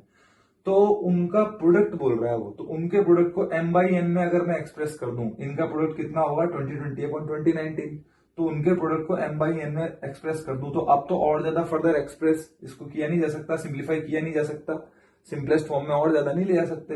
इनका HCF 1 आ रहा है, तो इसी केस में आने के बाद अब आपसे m-n पूछ रहा है, सब्ट्रैक्ट करेंगे 1 आंसर आ जाएगा। तो 2 क्वेश्चन नंबर 15 का सोल्यूशन हम लोग देखते हैं। इस क्वेश्चन में स्टार्ट करने से पहले हमको बेसिकली जो 3 टर्म दे रखी है उनको हम अज्यूम कर लेते हैं। log बेस 3x को p, log बेस 4x को q, log बेस 5x को r मान लिया मैंने। तो इनको मैंने pqr मान लिया, तो आपका क्वेश्चन जो है इस तरीके से कन्वर्ट हो जाएगा, p into q into r equal to p into q plus q into r plus r into p। इस तरीके से कन्वर्ट हो गया ये। अब हम लोग यहाँ पर डिवाइड करना चाहते हैं, लेकिन आप जानते हैं कि हम लोग 0 से डिवाइड नहीं कर सकते, तो मेक श्योर कि जो कंटेंट से हम डिवाइड कर रहे हैं, pqr से हम लोग डिवाइड करना चाहते हैं, तो pqr में से एक भी टर्म 0 नहीं होनी चाहिए। p, q या r में से अगर एक भी 0 हो गया तो हम लोग ये pqr का डिवाइड यहाँ पर नहीं कर पाएंगे। तो देखते हैं, p को अगर हम नॉन जीरो मान रहे हैं, इसी तरीके से q और r को भी नॉन जीरो मान रहे हैं, तो p को नॉन जीरो मानने से हम लोग क्या लिख सकते हैं, 1/p को इस तरीके से लिख सकते हैं, क्योंकि अगर p 0 नहीं है तब तो रिवर्स कर सकते हैं, रिवर्स कर देंगे तो ये भी 1 में आ जाएगा। अब बेस को चेंज कर सकते हैं इस तरीके से, स्वैप होंगे तो ये ऐसा आ जाएगा, लेकिन ये तभी वैलिड है जबकि x 1 नहीं है। तो मतलब हम लोग ये कह रहे हैं कि अगर p को 0 ना लें और इसी तरीके से q और r को 0 ना लें, तो 1/p को इस तरीके से लिख सकते हैं, और क्लियरली 1/q 1/r को भी इसी तरीके से लिख सकते हैं। तो अब जब हमने यहाँ पे इंश्योर कर दिया है कि pqr नॉन जीरो है, इसी तरीके से बाकी qr को भी नॉन जीरो ले रहे हैं, तब हम लोग डिवाइड कर सकते हैं। ये हम लोग डिवाइड कब कर रहे हैं, फॉर pqr का प्रोडक्ट जब 0 नहीं है तभी डिवाइड कर सकते हैं। तो डिवाइड कर दिया हमने, डिवाइड करके हमारे पास ये मिल गया। अब जब हमको ये मिल रहा है तो 1/r, तो 1/r कितना आएगा, x की वैल्यू 1 नहीं ले रहे हैं, तो 1/r कितना आने वाला है, log बेस x5। ये दोनों स्वैप हो जाएंगे, जैसे कि यहाँ पर हमको देखने को मिल रहा है, उसी तरीके से यहाँ पे ये आएगा। इसी तरीके से 1/p 1/q आ गया। अब फायदा हो गया क्योंकि बेस इनके सेम मिल गए हैं, तो रूल लगा दिया हमने, रूल लगाने के बाद ये मिल गया, सॉल्व करेगा x60 आंसर आ गया। x60 is one of the answer, पर अभी हमारा पूरा आंसर नहीं आया है, क्योंकि यहां तक पहुंचने के ऑर्डर में हमने जो बातें अवॉइड कर दी थी उनको भी हमें चेक करना पड़ेगा। ये आंसर तो तब आया है जब pqr में से कोई 0 ना हो। क्या होता अगर x 1 हो जाता, x को हमने 1 नहीं किया था तब जाके आंसर आया था, क्या होता अगर x 1 हो जाता। देखिए x ओरिजिनल क्वेश्चन में तो डिफाइंड है, जो क्वेश्चन आपको दे रखा है उसमें x रखना तो डिफाइंड है, x डिफाइन हो रहा है वहां पे, तो हम x को 1 रख के, क्योंकि एक ही पॉइंट है, रख के चेक करते हैं। तो जैसे ही x को 1 रखेंगे तो p पे क्या इफेक्ट आएगा 0, q पे भी इफेक्ट आएगा 0, r पे भी 0 आएगा, तो LHS और RHS वापस 0 इक्वल टू 0 आ जाएगा। इसका मतलब ये नंबर 1 इक्वेशन ट्रू हो जाएगी। तो अगर नंबर 1 इक्वेशन ट्रू हो गई, इसका मतलब x इक्वल टू 1, जिसको हमने डेफिनेशन के लिए छोड़ दिया था रिवर्स करने के लिए, वो भी वन ऑफ द आंसर्स है। तो इसका मतलब x इक्वल टू 60 एक आंसर, दूसरा आंसर x इक्वल टू 1, इनका सम करेंगे 61 आंसर आ जाएगा। तो स्टूडेंट्स अब हम देखने वाले हैं 2 पार्ट 2 का क्वेश्चन नंबर 19। क्वेश्चन नंबर 19 आपको ये इनइक्वालिटी दे रखी है, इसको सॉल्व करना है, और क्वेश्चन में आपको बता रखा है इसका कंप्लीट सॉल्यूशन सेट जो है ना वो -a टू इन्फिनिटी दे रखा है। तो हमको फाइंड करना है कि आखिर ये a कौन सा नंबर है। तो सॉल्व करते हैं। देखिए इसमें हम लोग क्या कर रहे हैं कि सबसे पहले डिफाइन कर रहे हैं क्वेश्चन को, कि क्वेश्चन में आखिर डेफिनेशन क्या है। तो हम लोग देख रहे हैं यहाँ पर इस तरीके से ये जो लॉगरिथम के आगे आ रहा है ये हमको कैसा लेना पड़ेगा, पॉजिटिव, और साथ साथ इसको नॉट इक्वल टू 1 भी लेना पड़ेगा, क्योंकि अगर ये 1 हो गया तो log बेस 4 1 जो है 0 बना देगा डिनोमिनेटर में। तो हमने इसको लिया पॉजिटिव लॉग के आगे आने की वजह से और इसको नॉट इक्वल टू 1 लिया। तो पॉजिटिव लिया, सॉल्व किया, आराम से सॉल्व कर सकते हैं, ये आ जाएगा। अच्छा, ये 1 तो कभी इक्वल, 1 के तो कभी इक्वल आ ही नहीं सकता, क्योंकि 1 के इक्वल आने का मतलब है x+1 x+2 दोनों के दोनों बराबर आ जाए, जो कि कभी पॉसिबल नहीं है। तो इसका टोटल आंसर जो है सॉल्व करने के बाद ये मिल गया हमको। इसी तरीके से राइट हैंड साइड वाले इनइक्वालिटी का राइट हैंड साइड हम ये ले लें, तो इसमें हम लोग क्या कर रहे हैं कि इसको पॉजिटिव और नॉट इक्वल टू 1 फिर से करना है। तो इसको भी पॉजिटिव और नॉट इक्वल टू 1 किया, तो सॉल्व करके हमारे पास ये मिल गया। तो अब दोनों डेफिनेशन जब एक साथ फॉलो होंगी तो इनका कॉमन पार्ट हमने लिया, तो ये हमको मिल गया है -3 से -2 यूनियन -1 से इन्फिनिटी। ये वाला पार्ट और ये वाले पार्ट का कॉमन -3 से ग्रेटर लेना ही है और इस पार्ट में भी लेना है, तो दोनों को कॉमन लूंगा तो ये मिल जाएगा। तो इसको मैंने बोला पार्ट 1 और पार्ट 2, और ये वो सिस्टम है, ये वो सेट है जिसके अंदर हमारा क्वेश्चन सिर्फ डिफाइंड है। इसके बाहर अगर मैं चला गया, कोई भी रियल नंबर इसके बाहर का लेता हूं, तो उस पर तो क्वेश्चन ही डिफाइंड नहीं होगा। इसका मतलब हमको ये सेट लेना पड़ेगा, इसी के अंदर अंदर क्वेश्चन डिफाइंड होगा। अब हम अभी सिर्फ डिफाइन करके चुके हैं, अब हम इसको सॉल्व करेंगे, आगे कैसे करते हैं देखिए। तो देखते हैं, इनइक्वालिटी जो हमको दे रखी है, इसमें हम सोच सकते हैं कि भाई इसको क्रॉस मल्टीप्लाई करना है। क्रॉस मल्टीप्लाई करते टाइम हमको पता होना चाहिए पॉजिटिव है नेगेटिव है, अदरवाइज हम क्रॉस मल्टीप्लाई नहीं कर पाएंगे। अच्छा, हम इसको इधर ट्रांसफर भी करते हैं 1/this -1/this, तब भी बड़ा कॉम्प्लिकेटेड होने वाला है। तो हम लोग क्रॉस मल्टीप्लाई करते टाइम ध्यान देते हैं पॉजिटिव का नेगेटिव का, तो हम लोग स्ट्रेस करते हैं इस बात पे कि ये नंबर आखिर पॉजिटिव नेगेटिव कब है, ये नंबर आखिर पॉजिटिव नेगेटिव कब है। ध्यान रहे, डिफाइन तो कर ही चुके हैं क्वेश्चन को, और उसके बाद ये सेट मिल गया है हमको पार्ट 1 पार्ट 2 वाला। अब हम लोग जानना चाह रहे हैं कि आखिर ये मल्टीप्लाई करने के लिए ये पॉजिटिव नेगेटिव कब होगा, ये पॉजिटिव नेगेटिव कब होगा, ये जानना चाहते हैं कि ये पॉजिटिव नेगेटिव कब होंगे दोनों के दोनों। तो पहले लेफ्ट वाले पार्ट को लेते हैं हम लोग डिनोमिनेटर को, कि ये पॉजिटिव कब होगा। तो पॉजिटिव कब होगा, 4 को उधर लेके जाऊंगा, इनइक्वालिटी पे चेंज नहीं आएगा, 4 पावर 0 से 1 आ गया। सॉल्व करके हमको x<-2 मिल गया। तो सॉल्व करके x<-2 मिल गया है हमको, तो इसका मतलब ये पॉजिटिव होगा। ये पॉजिटिव कब होगा, -2 के पीछे, -2 के पीछे ये वाला पॉजिटिव होने वाला है। और क्लियरली जब -2 के लेफ्ट साइड में ये पॉजिटिव होगा, तो राइट साइड में ये पूरा नेगेटिव ही होगा। हमने किसको सॉल्व किया था, इसके डेनोमिनेटर को हमने पॉजिटिव लेके सॉल्व किया, तो हमको पता पड़ा x -2। तो क्लियरली जो बचा हुआ इंटरवल है उसमें जब हम जाएंगे, तो उसमें तो हमको क्या मिलने वाला है, x-2। -2 तो ले नहीं सकते हम लोग, आपको पता ही है। तो हम लोग जब -2 के आगे जा रहे हैं, तो ये जो आपका लेफ्ट साइड का डेनोमिनेटर है ये नेगेटिव मिल रहा है। यहां तक हमने काम कर लिया। इसी तरीके से जब हम राइट साइड में जा रहे हैं डेनोमिनेटर को लेके, तो इसको पॉजिटिव करना है। इसको पॉजिटिव किया तो अगेन 4 पावर 0 का मतलब 1 आया, सॉल्व किया ये आया। अब हमको पता चल रहा है if x-2 then denominator of RHS will be positive. तो जो बचा हुआ पार्ट है, -2 तो ले नहीं सकते हैं, जो बचा हुआ पार्ट है x<-2, उसमें RHS का डेनोमिनेटर नेगेटिव होगा। तो ये देखिए क्रूशियल पॉइंट हमको यहाँ पे देखने को मिल रहा है कि equation number 1, inequality number 1, inequality number 2, इसको चलो 3 डाल देते हैं, इसको चलो नंबर 4 डाल देते हैं। तो हमको 1 2 3 4 में ये पता चल रहा है कि -2 is very crucial number for this particular inequality. -2 के लेफ्ट में जा रहे हैं, -2 के लेफ्ट में जा रहे हैं, तो आप देख सकते हैं ये पॉजिटिव है, वो नेगेटिव है। -2 के लेफ्ट में ये आपका क्या है, पॉजिटिव, और ये नेगेटिव है। और -2 के राइट साइड में जा रहे हैं, -2 से आगे जा रहे हैं, तो ये नेगेटिव वो पॉजिटिव है। तो आप इसको यहां तक नोट कर लीजिए, बिल्कुल ये क्वेश्चन एंड में आ गया है, इसको आप अच्छे से नोट कर लीजिए। फिर इसका सेकंड पार्ट हम लोग देखते हैं, जो बचा हुआ पोर्शन है वो हम लोग इसके बाद करने वाले हैं। तो 2 क्वेश्चन 19 का रिमेनिंग पार्ट जो है वो हम लोग अब देखने वाले हैं यहाँ पे। तो इस रिमेनिंग पार्ट में हम देखते हैं कि जो पार्ट हमने अब तक सॉल्व कर लिया था उसमें हमारे पास डेफिनेशन आ गई थी। पार्ट 1 पार्ट 2 2 पोर्शंस आए थे डेफिनेशन के, और हम लोग ये देख पा रहे थे कि जब हम इनको पॉजिटिव नेगेटिव करते हैं दोनों डेनोमिनेटर्स को, तो -2 के लेफ्ट राइट में जाने से इनके साइन इफेक्ट होते हैं। तो हम देख रहे हैं कि जब हम लोग पार्ट 1 में चल रहे हैं, डेफिनेशन के पार्ट 1 में चल रहे हैं, तो हम लोग -2 के लेफ्ट साइड में चल रहे हैं। तो -2 के लेफ्ट साइड में हम जब चल रहे हैं, तो ये लेफ्ट वाला जो है, जैसा कि हमने पहले ही बताया कि ये तो पॉजिटिव होगा, और राइट साइड वाला हमारा कैसा होने वाला है, नेगेटिव होगा। तो क्वेश्चन कह रहा है LHS लेस देन RHS, तो LHS लेस देन RHS मतलब पॉजिटिव लेस देन नेगेटिव, ये तो फॉल्स स्टेटमेंट हो गया। और जब हम लोग आगे बढ़ रहे हैं पार्ट नंबर 2 में, मतलब -1 से ग्रेटर, मतलब कि -2 से आगे आ गए हैं, हम राइट साइड में आ गए हैं, उस केस में LHS आपका नेगेटिव हो जाएगा, RHS आपका पॉजिटिव हो जाएगा। तो क्वेश्चन कह रहा है LHS लेस देन RHS, इसका मतलब -2 से जब भी आगे चलेंगे तो ये तो हमेशा ही लेस रहेगा इससे, इसका मतलब पूरा का पूरा सेट ही आंसर है, क्योंकि डिफाइन तो हम ऑलरेडी कर ही चुके हैं। इसका मतलब हमको इन टोटल अगर आंसर देना है तो ये पोर्शन हमारा जो P1 है that is completely useless for answers and that is completely useful answer, although question is defined in whole set.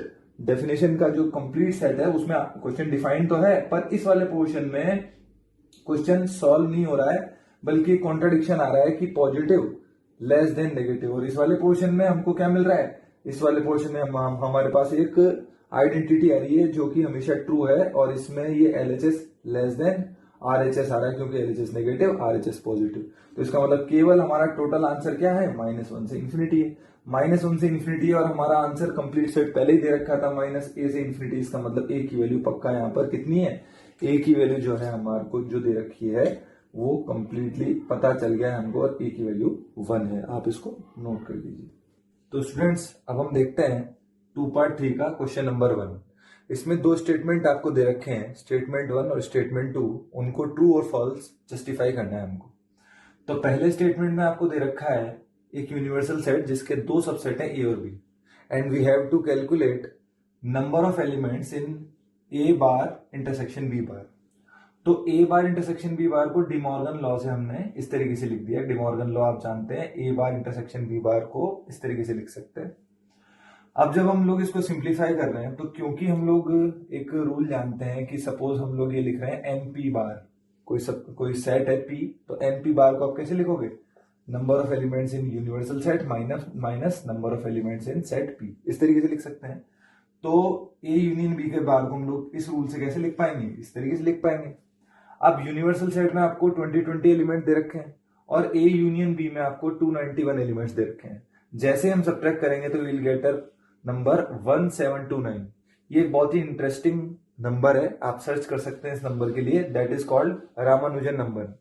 Ramanujan number जो है हमारा, ये इंटरेस्टिंग नंबर है, और इसकी एक विशेषता यह है कि इसको 2 डिफरेंट नंबर्स के क्यूब्स के रूप में लिखा जा सकता है, और ये ऐसा लिखा जाने वाला सबसे छोटा नंबर है। कैसे, जिसको 2 डिफरेंट नंबर्स के क्यूब के सम में लिखा जा सके, ऐसा सबसे छोटा नंबर 1729 है हमारा। तो हमने इसको लिखा, तो अगर आप टोटल करेंगे 1 क्यूब टू 12 क्यूब का तो भी, और 10 क्यूब और 9 क्यूब का तो भी आपको 1729 मिलने वाला है।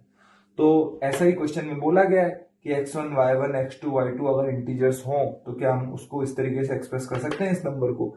तो इस रामानुजन नंबर की वजह से हम लोग ऐसा कर सकते हैं। तो ये स्टेटमेंट 1 हमारा जो है वो ट्रू हो गया।